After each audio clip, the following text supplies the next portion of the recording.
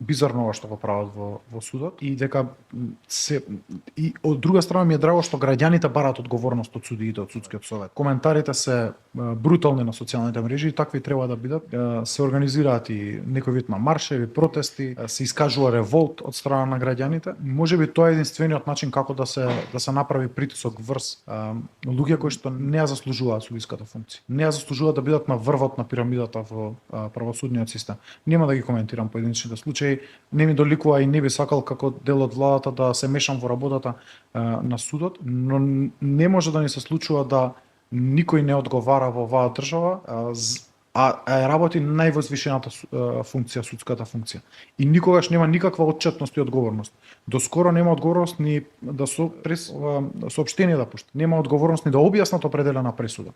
Копира образложенија од пресуда во пресуда, ги читат истите образложенија. Се случуваше дури имињата и презимињата да ги повторат на луѓето. Не може да биде дозволиво да сите се одговорни во оваа држава и сите носат некој вид на одговорност, само судскиот дел да нема никаква одговорност и се надам дека со овој вид на граѓански притисок, на притисок од јавноста, ќе успееме да ги притиснеме судиите да едноставно си ја работат својата работа и да го почитуваат законот, а да не бидат заштитени од се што се случува околу нив.